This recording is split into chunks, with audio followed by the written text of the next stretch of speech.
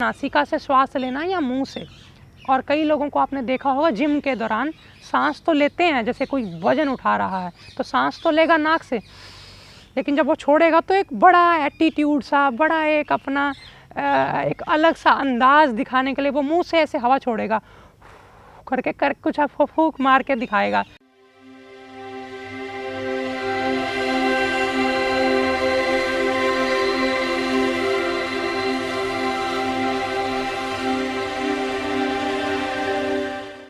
नमस्कारम। श्वास कैसे भरी जाए?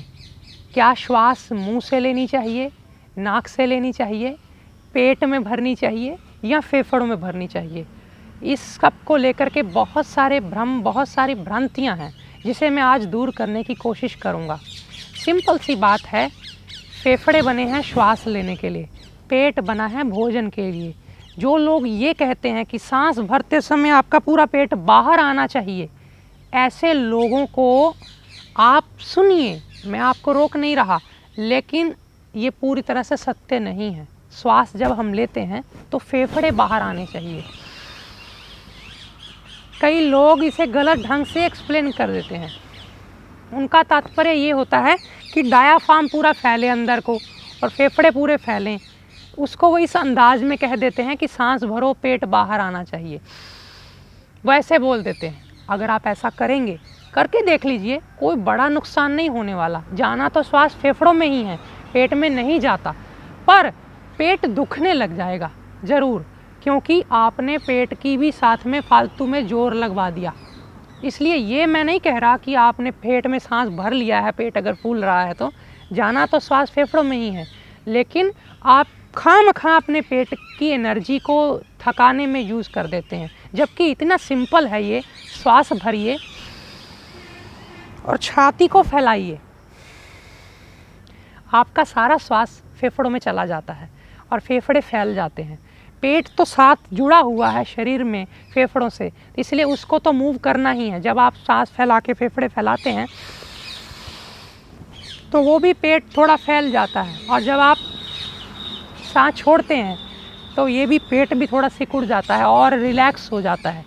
ये है थोड़ी सी बारीक जानकारी जिसको आप कई बार सीधे सीधे तौर पे नहीं समझ पाते। कहीं कोई व्यक्ति आपको नहीं बता पाता, वो यही कहता है कि सांस भरिए, पेट फुलाइए, पेट बंद निचोड़िए। ये पहली बात। अब बात कर लेते हैं नासिका से श्वास लेना या मुंह से।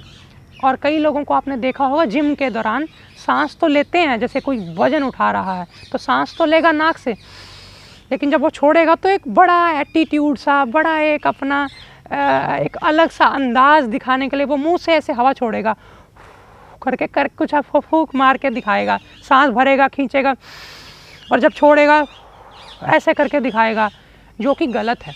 योग में प्राणों को मन से जुड़ा हुआ है ऐसा समझाया जाता है, जो कि सत्य भी है। आपके प्राण, आपकी श्वास सीधी मन से जुड़ी है। मन को आप नहीं पकड़ सकते, मन को आप देख नहीं सकते, सूक्ष्म है। प्राण को आप देख भी नहीं सकते, लेकिन वो महसूस किया जा सकता है। इसीलिए सूक्ष्म तो है लेकिन थोड़ा स्थूल है। इसलिए आप जब श्वासों को भरते हैं, इसको महसूस करते हैं, छोड़ते हैं, फिर से आपकी नासिका से वो श्वास टकराता है। वो नासिका जिस नासिका से गया था उसी नासिका से जब वो टकरा के वापस आता है, और आपकी वही नासिका की जो लाइनिंग है, जो वहाँ की मांसपेशियाँ हैं, उसको महसूस करती हैं कि ये चला गया, और आपको एक अनुभूति मिलती है शांति की, सरलता की, सहज हो जाने की।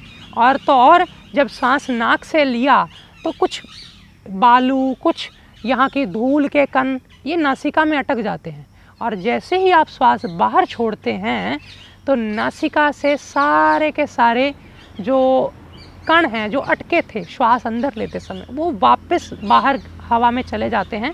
ये फेफड़ों में जाने से रुक जाते हैं, बच जाते हैं। और यदि आप श्वास नासिका से लें और छोड़ दें मुंह से, या मुंह से ऐसे बाहर निकाल दें, तो होता क्या है, अगली श्वास भरते वक्त आप जितने जो कण अंदर गए थे, जो बालों में अटके थे नासिका के अंदर, वो और अंदर चले जाते हैं। ऐसे करके फिर आपके फेफड़ों में वो जाते हैं और फिर बहुत सारी मैल, बहुत सारा कचरा अंदर इकट्ठा होता है, जो कि बाद में कफ बन करके निकलता है। शरीर को किसी ना किसी ढंग से बाहर देना ही पड़ता है आपको, तो वो भी एक आपके लिए विपदा बन जाती है, समस्या बन जाती है। इसलिए यदि आप चाहते हैं इस तरह के इन्फेक्शंस, इस तरह की चीज़ें ना हों, तो आप नासिका से श्वास लें, नासिका से छोड़ें। और रही बात सांस फेफड़ों में भरना है कि पेट में, तो फेफड़े श्वास के लिए हैं, भोजन पेट के लिए है। जब भरा जाए श्वास अच्छे से तो फेफड़े हमेशा फूलते हैं, पता चलता है। पेट फूलने ना फूलने से कोई इसका ताल्लुक नहीं है। उम्मीद करता हूँ आपको ये जानकारी समझ में आ गई होगी, आपको रेलेवेंट लगी होगी, तथ्यागत लगी होगी, तर्क संगत लगी होगी मेरी बात। फिर भी अगर कोई विचार, कोई अपना भाव, कोई प्रतिक्रिया, कोई सवाल, कोई क्वेरी हो तो नीचे कमेंट्स में ज़रूर बताना। मैं आने वाले वीडियोज़ में अगर ऐसे आपके प्रश्न जो बहुत ज़्यादा ज्ञानवर्धन करने वाले होंगे, ऐसे सवाल, उनको लेकर के कार्यक्रम और वीडियोज़ लेकर ज़रूर आऊँगा आप सबके बीच में। तब तक के लिए बने रहिए। मेरी बहुत सारी वीडियोज़ हैं यूट्यूब पर, फेसबुक पर, आप सर्च कर सकते हैं नित्यानंदम श्री। और मेरी योग की वीडियो सर्च करनी हो तो नित्यानंदम श्री के साथ योग लिख दीजिए।